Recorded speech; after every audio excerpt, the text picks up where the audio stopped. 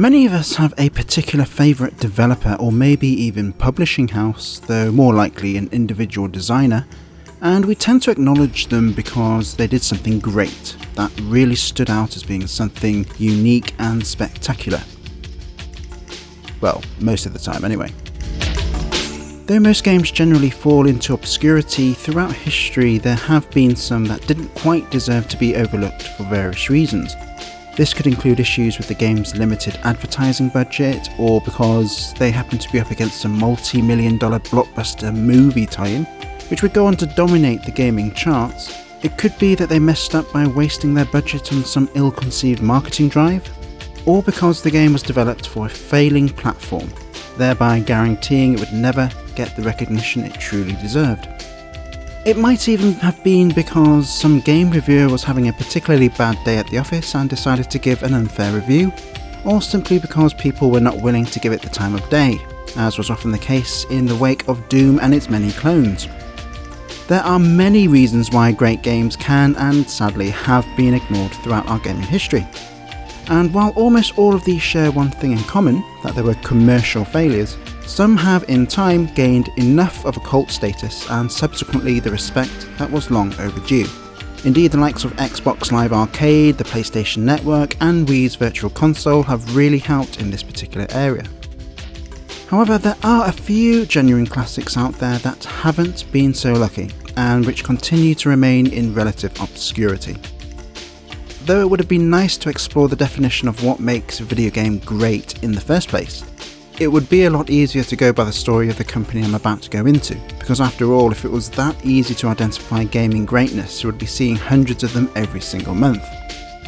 This is a very special tribute to one such developer who has sadly been ignored and who I felt rightly deserved a proper homage that's been way overdue. In fact, 20 years overdue, as their 20th anniversary is in January 2013, part of the reason for this video. Not only did I want to understand the perspective of the few who, like myself, continue to think so highly of them, but to make other gamers mindful that the odd couple of gaming gems have and will manage to somehow slip past our radars undetected, regardless of how knowledgeable we think we are on the subject. That company was known as Lobotomy Software, and they were in some people's eyes the treasure development house of the West.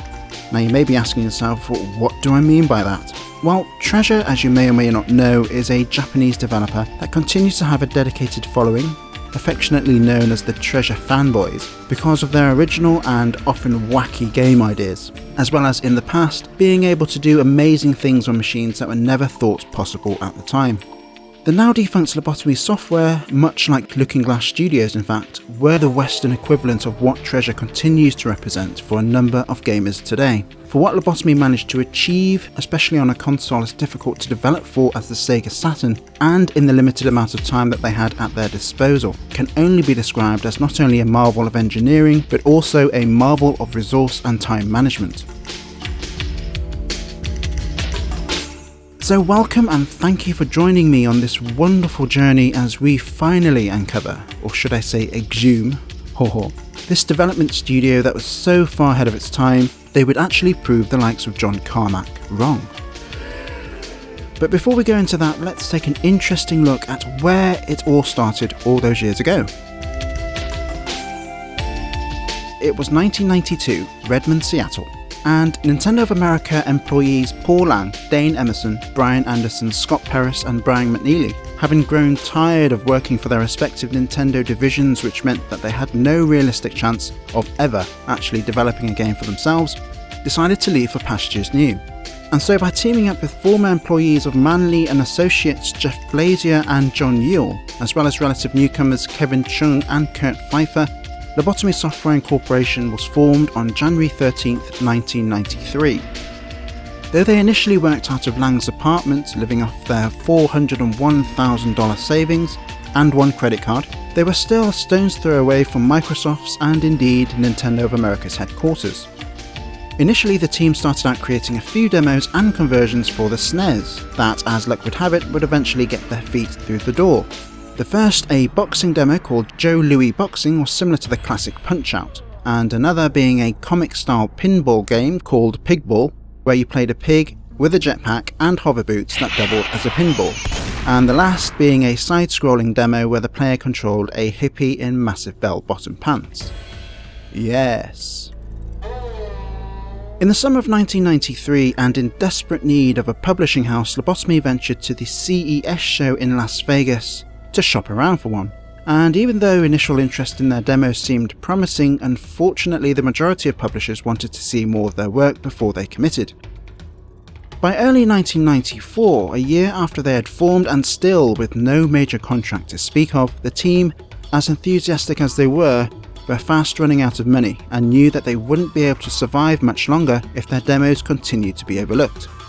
However, just as they were about to throw in the towel, their fortunes began to improve as work came in from two major contracts, one with Crystal Dynamics to convert the Horde over to the SNES, though which, like their previous endeavours, never saw the light of day, and the other from Microsoft to develop interactive applications for Microsoft Bob, Microsoft Soccer for Windows, and a series of minigames for Microsoft's Magic School Bus, Lost in the Solar System. But somehow this still wasn't enough for a team eager to showcase their newfound freedom from creative constraint, for it was, after all, the main reason why they were founded in the first place. The team wanted to go about making their first original in-house title. That title, a first-person shooter as it would turn out, would later become known as Power Slave, though it had originally gone by its working title of Ruins: Return of the Gods.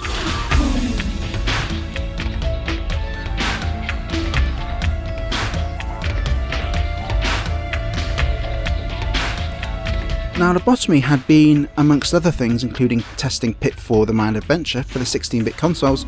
working on an RPG game that was similar in style to Ultima Underworld in the hopes of securing a contract with Apogee Software. But it was actually Apogee themselves who approached Lobotomy with the idea to making a first-person shooter. Taking this feedback on board, Lobotomy began work on a new Ruins design demo using Ken Silverman's build engine, after which Apogee contracted them to create the PC version as an early showcase for the build engine. Apogee Software originally intended to have the game published under their spin-off company 3D Realms, but this idea was later scrapped altogether because a little over a year after Lobotomy started work on Ruins, the rights were eventually sold to Playmates Interactive, who, like Apogee before them, were pleased enough to offer them contracts to further develop the game for the PC and PlayStation formats. As it turns out, Lobotomy were quite fortunate, it seemed, at the time, because Playmates happened to be on the lookout for strong development talent to complement their marketing and distribution strength, as well as their recent decision to try and become the #1 selling CD-ROM based media publisher. Indeed, Playmates' other collaborations included working with companies like Adrenaline Entertainment and German-based Softgold Computerspiele. It was also planned that Lobotomy would develop a title based on the Mutant Chronicle series, a collectible card game that had at the time been licensed by Target Games, but which was later acquired by Paradox Entertainment, and this was in order to complement Playmates' other published game, Doom Troopers, Mutant Chronicles on the Genesis and Super Nintendo. The title Lobotomy was supposed to create was Mutant Chronicles: The Mortificator, which, according to freelance designer Maurice Molyneux in the Italian edition of Doom Zine magazine, was supposed to be a Doom clone with a custom-made 3D engine.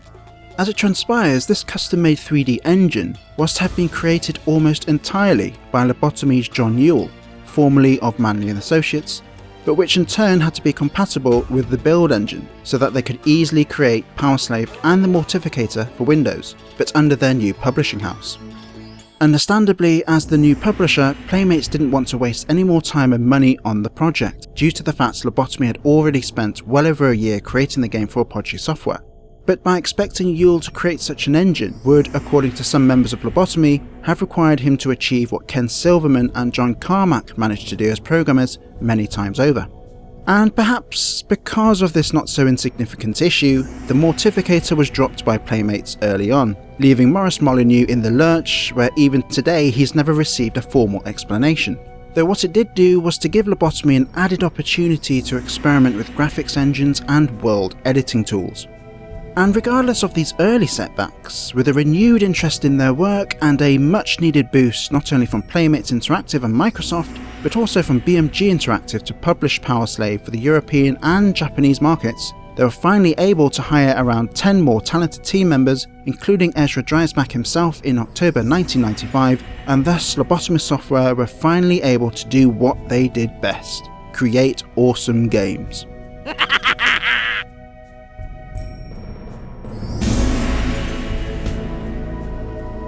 To further complicate matters slightly before we move on, the Power Slave name was changed upon its release to different territories. For instance, in Europe, Power Slave was known as Exhumed, and in Japan it was known as 1999 Return of the Pharaoh, or Seireki 1999 Pharaoh no Fukatsu to give its proper name. Also, and contrary to popular belief, after they left Apogee and dropped Ruins as their title, the first name that was picked to replace it was actually Exhumed. But because this proved unpopular with some members, it was changed by the process of an office vote to Power Slave for the North American markets only. Also contrary to popular belief, the name Power Slave had nothing to do with the Iron Maiden album of the same name.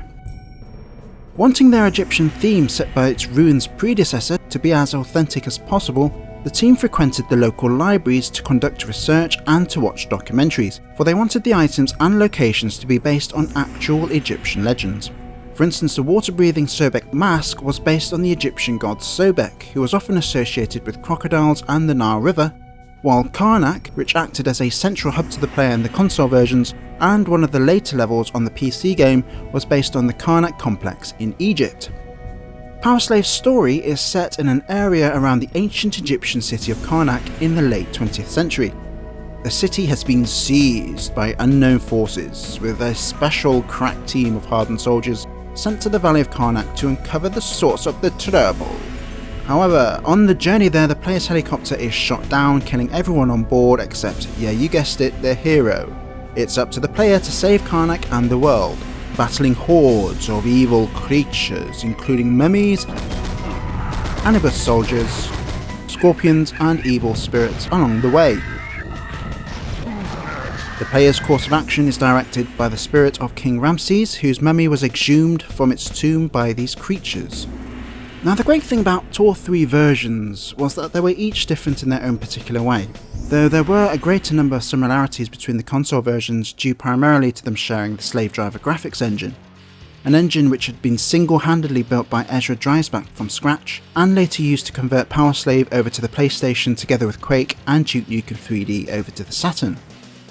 Power Slave on the PC, on the other hand, was very much your typical Doom clone in that it was a fairly straightforward corridor shooter, and as mentioned earlier, ran on a very early version of the build engine, an engine that would later become synonymous with Duke Nukem 3D. During this period, a number of developers wanted to utilise the build engine in their games.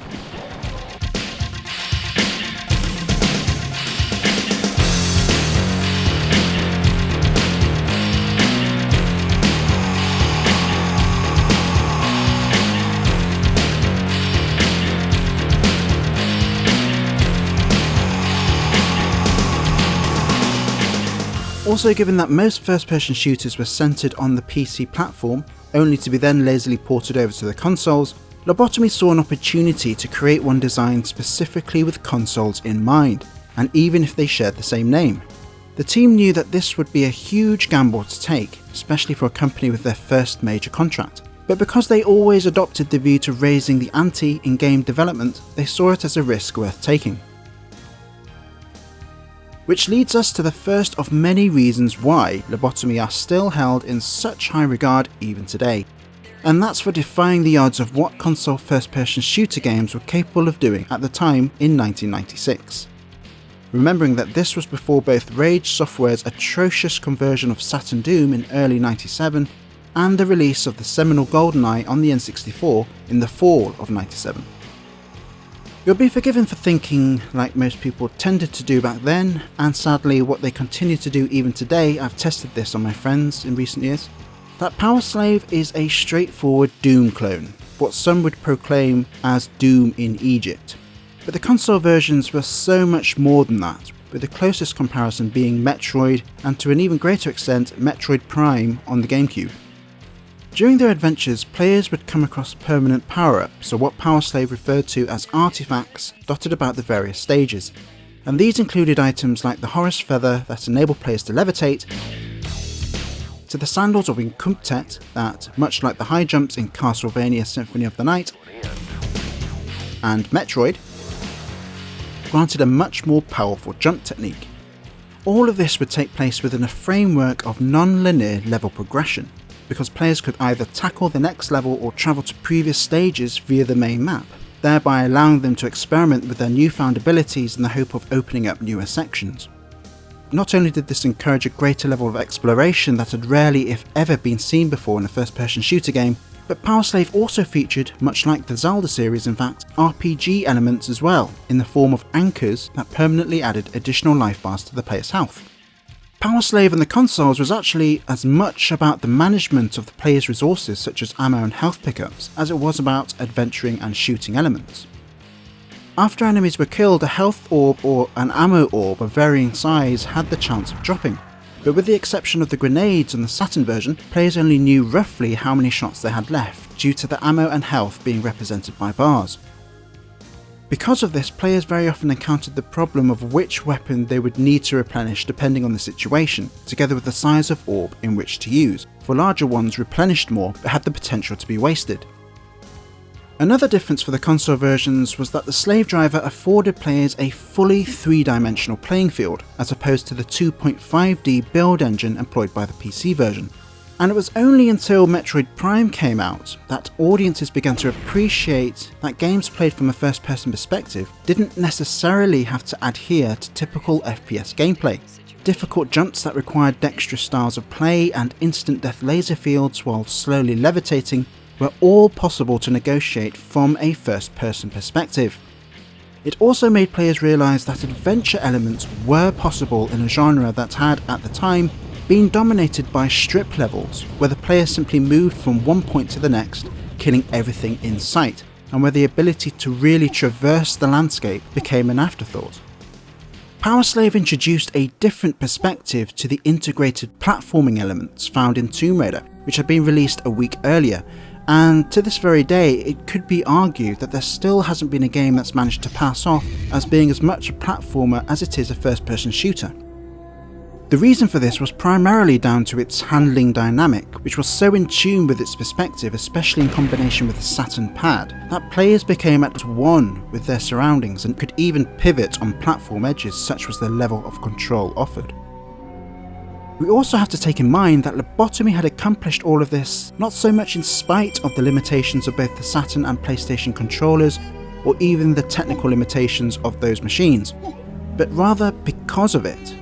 And while Metroid Prime remains the best known three-dimensional homage to Gunpei Yokoi's original series template, Power Slave had basically beaten Nintendo at their own game by some 6 years. The only difference of course being that Lobotomy did so to virtually non-existent acclaim. But this isn't a criticism of the games that would later follow, but part of a whole host of reasons why Lobotomy deserved so much more than they ended up getting.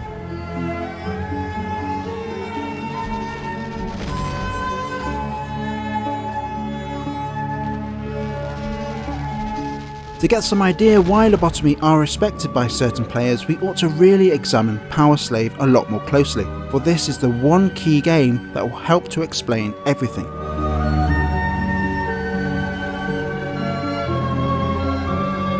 At the start of their Playmates contract, the team had originally tried to port the entire build engine version of Ruins directly over to the Saturn and PlayStation consoles, but thankfully they discovered that this was impossible to do.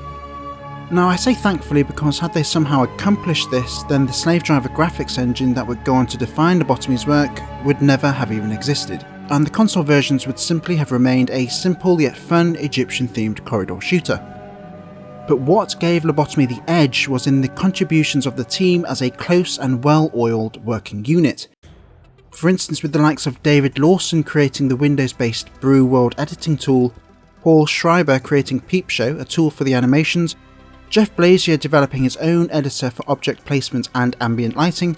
and Kevin Chung creating the art and design concepts. With all these elements, as well as those of the other staff members whose contributions were just as crucial, they then began to put the world together. And what this effectively meant was that they had a much faster turnaround when it came to converting not only current, but also future content on the Saturn, and later, they hoped, the PlayStation formats. Teams were split into various small groups, with everyone lending their support in all areas of that particular game's development. For example, even though Ezra was the main programmer for the Saturn version, he also worked on the design elements as well as boss AI, and once the Saturn version was completed would later join Jeff Blazier, who was the chief programmer on the PlayStation and PC versions.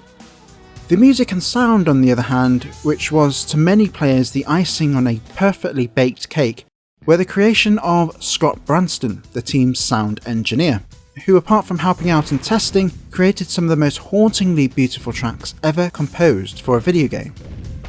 They had done everything they could possibly do to streamline their operations given their circumstances, and their future seemed secure. But it wasn't just their ability to work efficiently that made such a difference, but the astonishingly high quality of the work they managed to do in such a small amount of time. For you'd normally expect that when resources are stretched as they were, there would be some misgivings with the finished product, but that was hardly if ever the case, especially for the console versions. For a start, the Saturn wasn't even known for its 3D capabilities, with many people thinking it was simply a glorified Genesis or Mega Drive. Yet Powerslave went some way to address that perception, because not only did the Saturn version feature the best lighting out of all three, but it was also the most fluid thanks to its higher frame rate.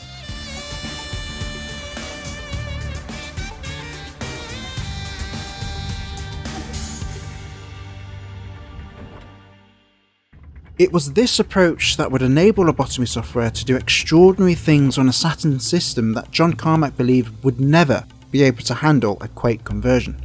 But by the end of '97 they would accomplish this seemingly impossible task, in spite of the fact that Ezra Dreisbach viewed the Saturn hardware as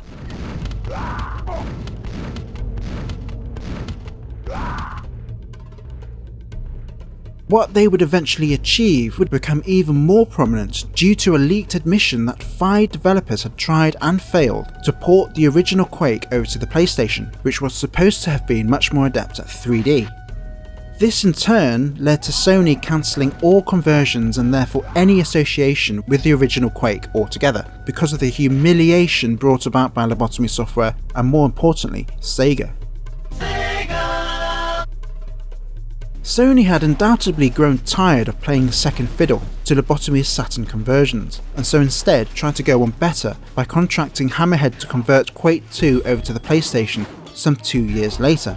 But this was only after they had developed the first generation of the PlayStation Performance Analyzer, originally developed for Gran Turismo, so that developers could utilise as much of the PlayStation's processing power as possible. Not only had Lobotomy been able to achieve this incredible feat, but without the need for such tools. But what was greater still was that Lobotomy managed to release 3 different versions of Powerslave on 3 different formats to the 3 major gaming territories of North America, Japan and Europe to successfully convert Duke Nukem 3D and Quake, with Saturn Quake having to be built from the ground up, as well as a near 100% complete version of that game on the PlayStation, as well as their planned sequel, Powerslave 2, all in the space of, wait for it, just 2 years. And these were not merely ports thrown together, but with respect to the consoles, and especially the Saturn games that are still regarded by some as the best on that particular format.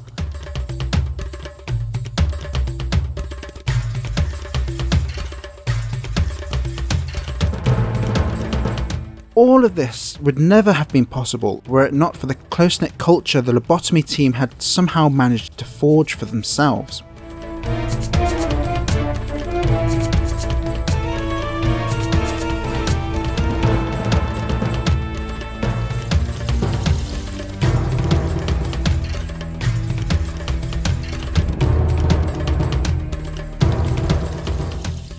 Furthermore, though it's common knowledge that smaller development teams in this day and age are just not feasible anymore, Lobotomy very much epitomised that rarely seen sense of camaraderie and connectedness, which is far easier to identify within smaller groups.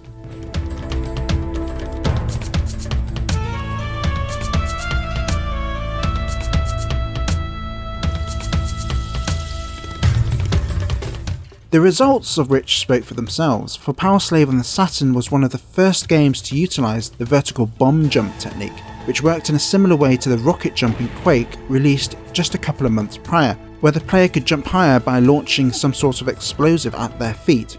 It was actually the music and sound engineer Scott Branston who accidentally stumbled upon this as he was trying to reach a higher ledge, something none of the team had noticed even after a year of developing the game. This would lead to a trait that Lobotomy would later become known for, and that was their in-game secrets and Easter eggs. Indeed, as one fan described it, they just gave and gave and gave again, for after accidentally discovering the bomb jump and with less than 3 weeks before the game was set for release, they would hide the infamous Lobotomy team dolls, or what the Japanese would term Lobotomy dolls, throughout the various stages.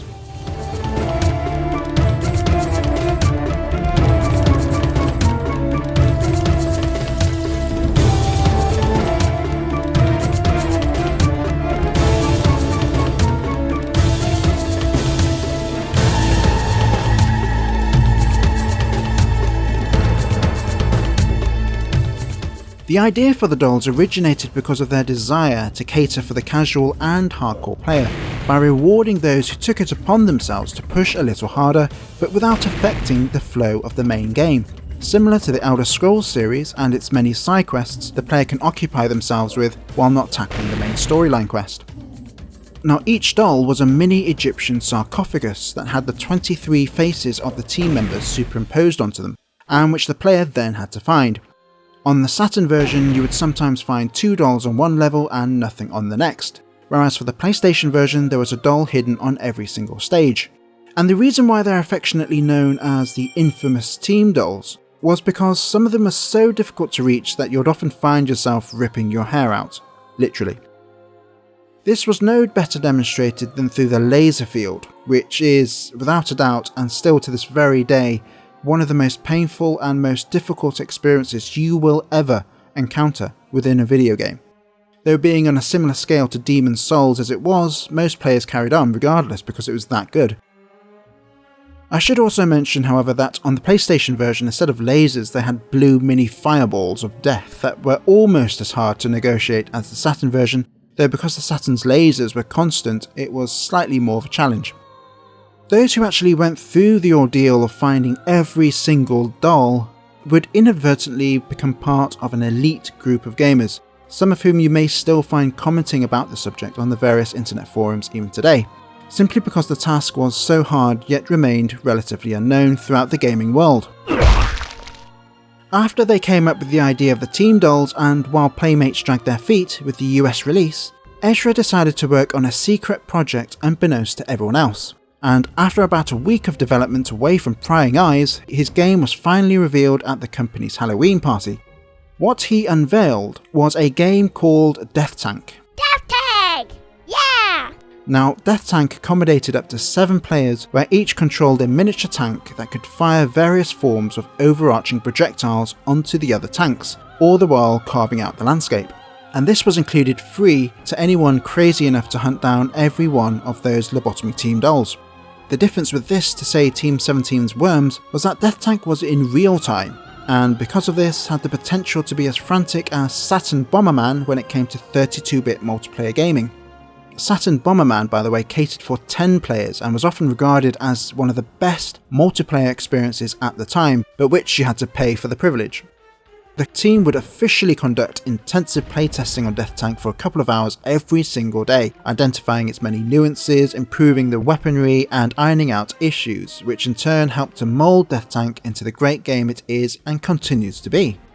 Unfortunately, Death Tank was only available on the Sega Saturn, due to Ezra having worked primarily on that version, and wasn't included in the European versions of Exhumed, but to make amends after a big uproar instigated by the official UK Sega Saturn magazine, Lobotomy in typical fashion included a newer and updated version in their later port of Duke Nukem 3D called Death Tank Zwei.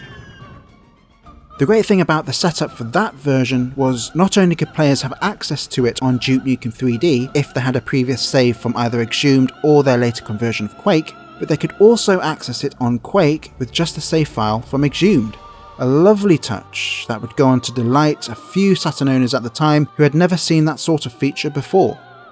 Further to this, in February 2009, Ezra had the opportunity to create a remake of Death Tank for Xbox Live Arcade, where in honour of the team, it stated the game was forged in Lobotomy Software's gaming culture, a dedication to the great times the original team had together.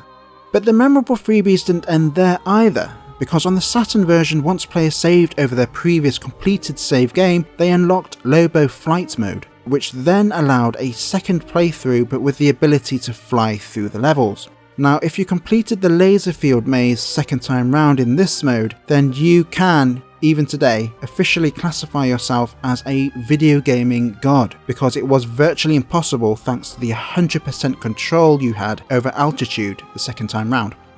The PlayStation version differed slightly in that players could acquire new techniques after collecting a set number of dolls, such as after 10 they would acquire the Dolphin mode, which enabled faster swimming, and after 14 dolls, Vulture mode, which was similar to Saturn's Lobo Flight, whereby they could fly about the place. And even though the PlayStation didn't feature any reward for collecting the dolls other than those mentioned, Jeff Blazier had been working on a PlayStation-only version of Death Tank based on asteroids, as well as other unlockable secrets for their planned sequel, Power Slave 2. Unfortunately, as you'll find out, things didn't quite work out. But all of these highlighted one of the most endearing things about Lobotomy as a company, as a team, and as a group. Not only had they tried to go about adding worthwhile content, and arguably the best 32-bit multiplayer console game free, but the joy of finding out that it was engineered by gamers for gamers was what really stood out for a lot of people.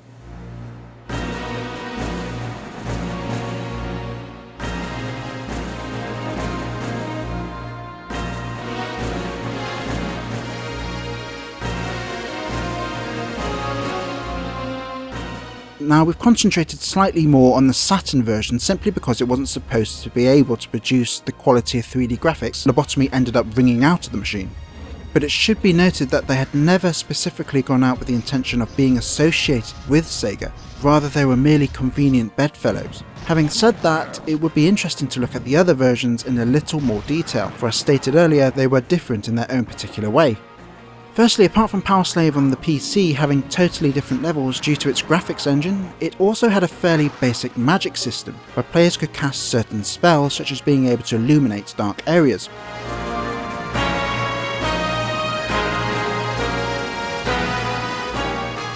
Strangely enough, Power Slave on the PC also featured a third-person perspective players could use either in or out of combat, something that wasn't available on the other versions. Another major difference with PC Power Slave was that, like most other games, weapons had their own particular ammo, whereas on the consoles, the silver orbs replenished any weapon the player happened to have out when picked up. This factor partly justified the PC version's label as a Doom clone, as the management and juggling of weapons and health drops found in the console versions basically made it a no-brainer. Grenades on the Saturn and PlayStation were represented by the aim and mine that detonated upon impact, whereas on the PC it was your typical hand grenade with inbuilt timer. The interface was radically different too, with the HUD showing oxygen levels, the number of keys represented by the symbols required to open the corresponding doors, and a magic and health meter represented by the red and blue liquid-filled containers either side of the screen. I mentioned that there was also RPG elements thanks to the red and gold anchors dotted about the stages that increased the player's life bar by 1. But for the PC, this was instead changed to an added life or credit, which the player acquired by collecting some creepy looking old man. Why, I don't know. Also, because of the limitations of the build engine, it was far more difficult to implement rooms over other rooms, though Shadow Warrior and Blood found various ways to circumvent this. With the console versions, because they were fully 3D worlds, as in Quake, but populated by 2D sprites, this wasn't much of an issue. The biggest drawback, however, was the ridiculously slow speed of the default strafe ability, together with the player having to use the Alt key as well as the directional keys in order to do so at full speed, further compounded by the inability to customize the controls on the PC version. The game was structured differently too, because it took a standard approach to level progression, moving from one to the next, and even though players could visit previous stages, they still couldn't advance until they completed the next level in the sequence. Unique to this particular version, players could also transform into a mummy in order to use enemy attacks.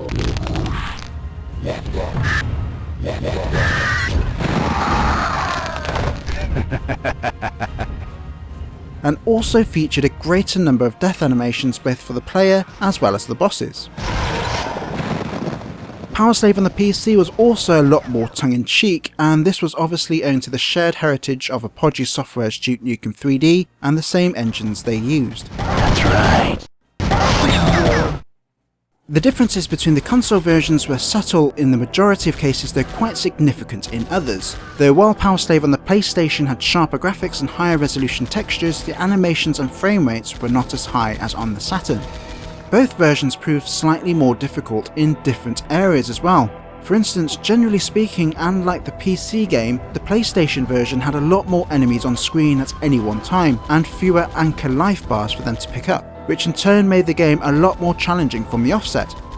The Saturn version, on the other hand, didn't allow the player to have access to bonuses like Dolphin or Vulture mode until they had completed the game, and indeed Dolphin mode wasn't even available on the Saturn version, and players had a much slower standard swimming speed that made Sunken, which as the name suggests, a level almost entirely based underwater, a complete and utter nightmare. Power Slave's aiming was similar to the likes of Duke Nukem 3D and Doom and more or less every first-person shooter before it, where you really didn't have to adjust your Y-axis in order to hit the enemy, you just needed to point in their general direction to score a shot. But on the PlayStation there was an annoying feature where against the killer wasps, you simply had to point your weapon up every single time, regardless of how far away you were, in order to hit them. The PlayStation version was also slightly more annoying because it was harder for players to register their shots on target. On the Saturn version, the enemies would flash white to allow players to register the shot, but this was harder to tell in the PlayStation game. The orbs that replenished health and ammo stayed floating exactly where you killed them on the Saturn version, whereas on the PlayStation they would sink back down to earth thanks to gravity. Water effects were better animated on the PlayStation version as well because of the Saturn's inability to render alpha transparency effects. Though the player could exit water only after having built up speed beforehand, on the Saturn, players could jump out of water whenever they wanted to.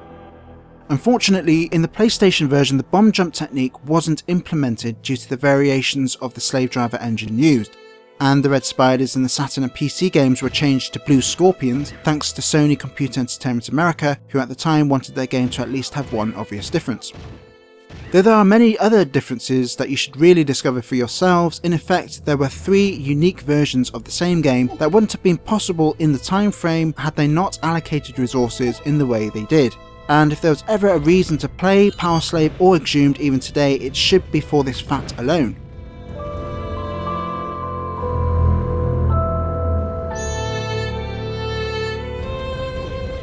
Now, you'd think that by having both a small team and a sense that their future was secure due to their proprietary graphics engine, they would find it easy to get where they wanted to go, to get contracts, right? Wrong. So where did it all go wrong? While it was to be expected that only a handful of 1999 Seireki no Fukatsu would sell in Japan, this was followed by the realization that only 12,000 copies of Saturn Power Slave were manufactured in their home territory of the United States. And this was mainly due to both Sega of America and Playmates themselves overlooking and failing to market the game as a high-profile title. In contrast to that, by far the best-selling was the European versions of Exhumed, which was not only down to its larger advertising budget and marketing from Sega Europe as a first-party title, but also because of the added media coverage and larger manufacturing run. Very soon after the release of Power Slave, Sega secured the rights to create Saturn ports of Duke Nukem 3D and Quake. Unbelievably, they had originally commissioned 2 other developers to do the conversions, but luckily Sega had the foresight to pull the plug early on their lackluster efforts. Some evidence, by the way, suggests that one of the developers was Rebellion, the guys behind Aliens vs Predator, with other sources stating that the second unnamed developer was Rage Software, the guys who created the worst port of Doom in the series' history. Anyway, it was around about this time that, in light of what Lobotomy had achieved with the Saturn's hardware, especially from the UK press, it eventually came to the attention of Sega themselves, and so with that, they decided to give them the contracts.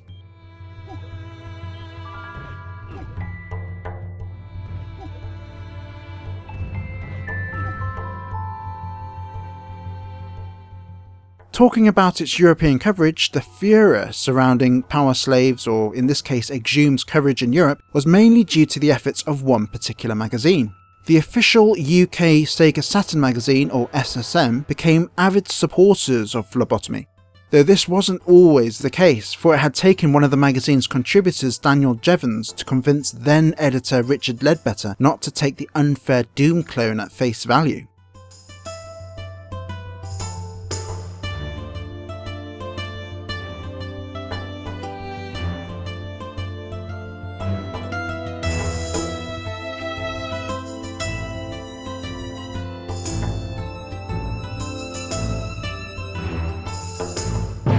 What Sega Magazine did was to bring the game out into the open in Europe by forcing the hand of their competitors like the official UK PlayStation magazine,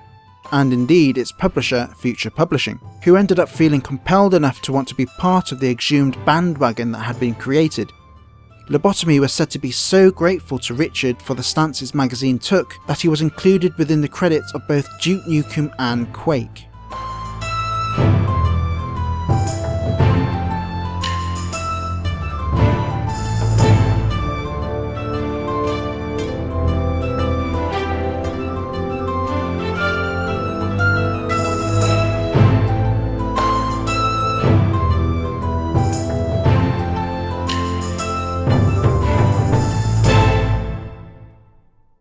But it was ultimately the paycheck at the end of the month that would matter most to Lobotomy, for apart from having secured the contracts for Saturn Quake and Duke Nukem, they believed they had a good chance of grabbing the rights to the PlayStation versions as well by using their proven slave driver graphics engine to create the seamless conversion. Duke Nukem 3D had been released on the PC around 9 months prior to Saturn Power Slave, though the build engine heritage was pretty obvious to most people, as demonstrated in this American magazine advert. More importantly, the team had learned from the issues they had earlier encountered when trying to transfer Ruins over to the consoles, by getting straight to work on building Duke from the ground up. And while they knew that creating PC ports wasn't what they originally envisioned for themselves, they hoped it would be enough to tie them over until something better came along.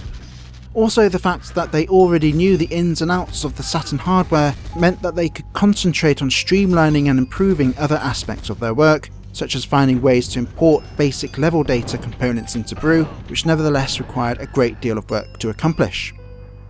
In fact, the team worked so hard to get the project on the road, as they had done with Power Slave, that Ezra had, for instance, together with his team, completed most of the hard coding in under 10 weeks, all the while the other half worked on Saturn Quake.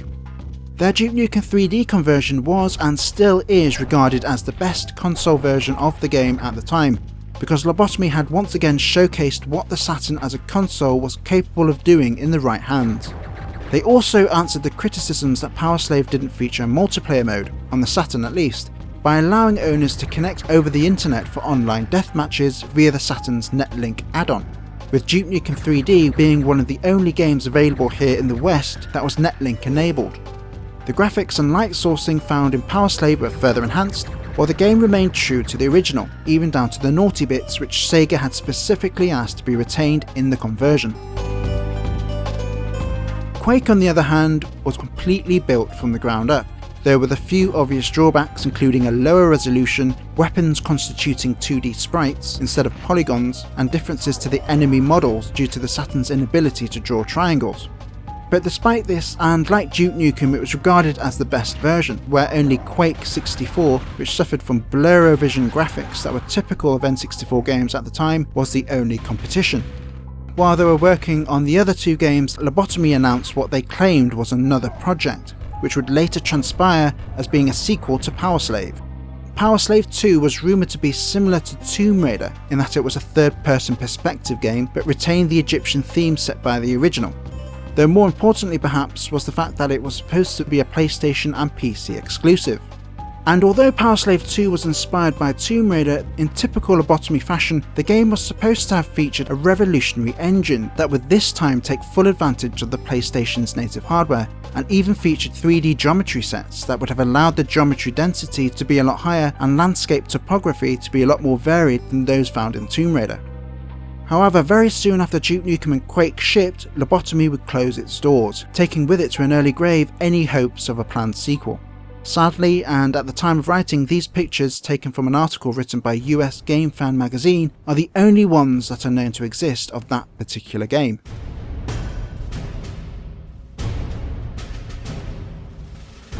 While their enthusiasm and quest for perfection never wavered, they were ultimately doomed from the start. For despite the relative success of Duke Nukem 3D and Quake, it proved to be the final blow in what would turn out to have been terminal issues that had plagued Lobotomy since the very start of their venture. So where did it really all go wrong? Well, the first reason stems from the fact that, much to the surprise of those who knew what they were capable of doing, their PlayStation port of Quake was never picked up by any publisher, and indeed a version on that system was never ever released, even though they had more or less ported the entire game over thanks to Slave Driver. The stark reality for the team was that they had been developing for a console that had already lost its grip to the 32-bit market. And worse still was that by having done so, they had possibly isolated themselves from the likes of Sony and Nintendo, who, because of Lobotomy's seemingly close relationship with Sega and the astounding results that had no doubt sent shockwaves through the Sony and Nintendo North American headquarters, possibly saw them as a kind of Sega 1.5 party developer and therefore a threat. The term 1.5 party developer, by the way, was a categorization that became popular with Sega at the time and also during the Dreamcast's lifetime, to describe development studios which had been chosen specifically by them to have extremely close ties both in terms of the tools and facilities they would provide as well as to a lesser extent financing, but who remained, however, independent studios. A typical example of such a developer was the now defunct Bizarre Creations, the guys who created Formula 1 97 and later the Project Gotham racing series. Another possible reason for their downfall was because it was released at a time when console first-person shooters were never taken seriously until GoldenEye, and because even though the PC version of Power Slave was the last to be released commercially, it had nevertheless been under scrutiny for a lot longer than the console versions due to its previous affiliation with Lobotomy Software, as evidenced here by the newsgroup transcripts.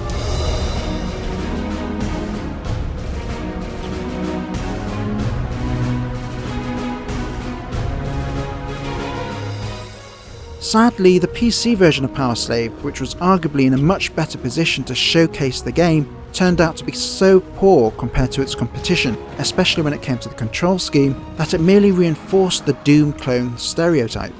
As mentioned earlier, the PC was the go-to format when it came to this genre of game, and sadly the expert opinions, which initially came from these experienced PC gamers, were based on that particular version, instead of the much more sophisticated console versions.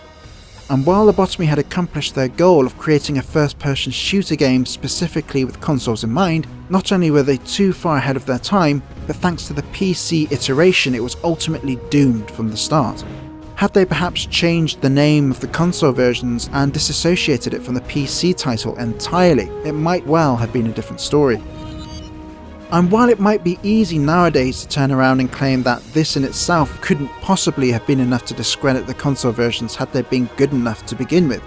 we have to remind ourselves yet again that first-person shooters on consoles before 1997 was just unheard of, as people were unwilling to even contemplate such a thing until, as mentioned earlier, the seminal release of GoldenEye a year later. We also cannot discount the influence of the famous lady herself, Miss Lara Croft.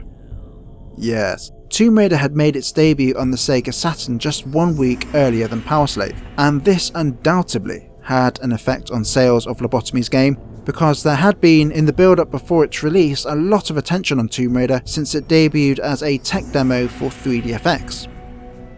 But of course, who could be blamed for releasing the game a week after Tomb Raider? But Lobotomy's publisher, Playmates Interactive, or PI.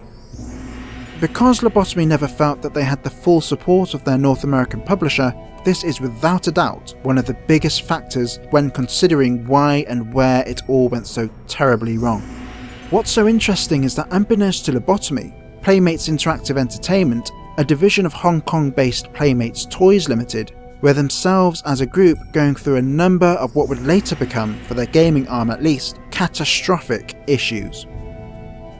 Back in 1994, Playmates had considerable success with Dave Perry's Earthworm Jim, but sadly this still hadn't been enough to pull them out of the red, having already suffered a $195 million drop in toy sales that same year, which would then continue on into 1995 the following year with a net loss of $12.6 million and $95.59 million into the red.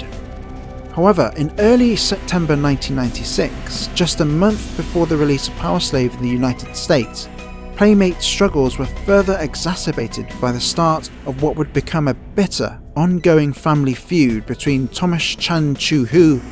and Albert Chan-Chu-Wei, two sons of Playmate's founder Chan Tai-ho. Because of this fallout, and after numerous court cases in Hong Kong and elsewhere that so far spanned over 12 years and which has since become known within legal circles as the Waddington Limited vs Chan Chun-Hu Thomas and others case, Playmate's image at the time became severely tarnished, which in turn had a negative effect on the company's already suffering share price. And while the company would eventually return to profitability by November 1996, thanks mainly to the movie Space Jam, it had come about too late to save Power Slave, which had sadly already been released just 1 month prior. In fact, soon after they published MDK in 1997, their last major title in North America,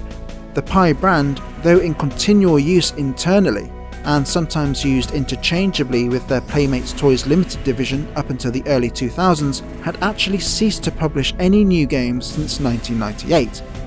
What this indicates is that the troubles Playmates had suffered in the lead up to Power Slave's release invariably had an effect not only on the future showing of every Playmates published game, but more importantly, what would become the ineffectual marketing of Power Slave in North America.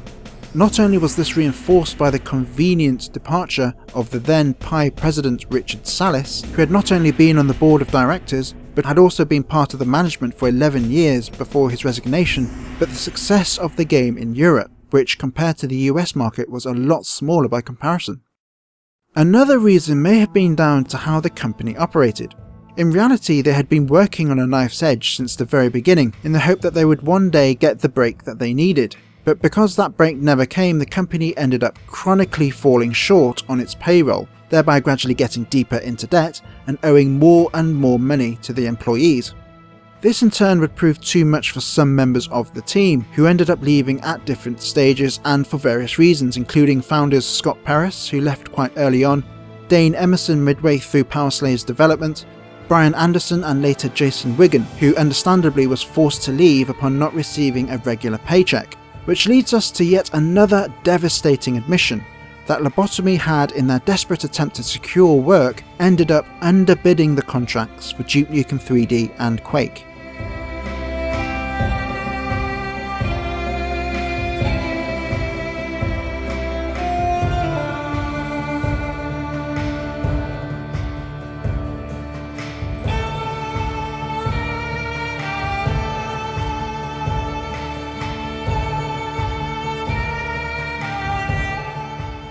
You may be thinking to yourself, well, if the staff were not getting a regular paycheck each month, then how was it possible for them to have created 3 games?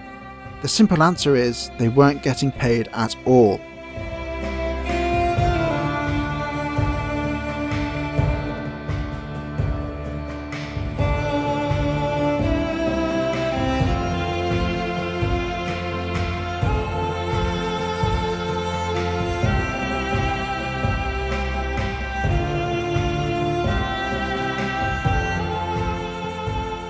Perhaps the most upsetting part was that because they were such a young company, though with a proven heritage behind them, and because many of them used Lobotomy as their first break and were so eager therefore to impress, they somehow lost track of where everything was headed. When asked about his motivation, he believed it was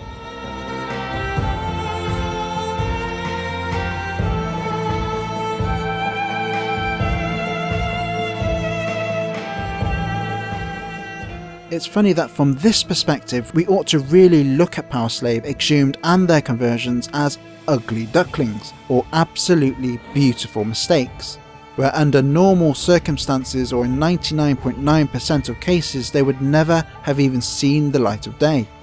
But hopefully, as you'll already have found out, Lobotomy were anything but normal, because they had been, since the very start, built on a set of very unlikely combinations that only Frankenstein could ever have come up with, having combined Nintendo's design and quality control procedures on a Sony and Sega console, Manley and Associates' technical know-how with the sheer enthusiasm of their new recruits, all brought together within the type of working environment most companies could only ever dream of.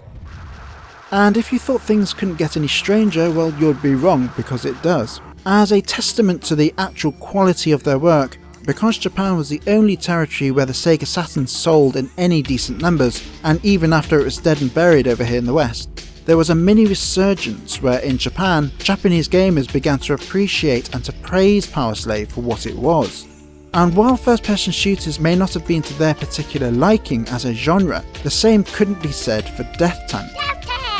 That secret gem of a game that the Japanese had very little exposure to, both because of 1999's poor initial sales and of course because of its genre. But when you take a step back, you begin to realise that Death Tank was always the perfect type of game for the Japanese market to begin with. And so it found a loyal Japanese following, where for instance some Japanese websites examine Death Tank far more intricately and in far more detail than you'd ever find here in the West. And greater still are the online accolades you can still find today, where a few Japanese reviewers and bloggers lavish praise upon what they believed was a very high quality finished lobotomy masterpiece. And so what we can ascertain from all of this is that despite their faults, many of which were beyond their control, as well as their subsequent commercial failure, the team may hold their head up high, because they at least succeeded where it had and always will matter most when it comes to video games. They created titles that were not only fun and enjoyable and playable, but have stood the test of time, like only great games can. Lobotomy was a rare breed in having demonstrated what studios are capable of doing when afforded freedom of any kind of constraint, whether that be creative constraint, business constraint, or financial constraint, things that ultimately always hamper a game's development, as well as offering an interesting look into what can be achieved by the strength of a developer's internal culture alone. Because of this, I think it's about time we popped that cork and began to savour the now vintage brew, no pun intended, so that others can experience its many delights.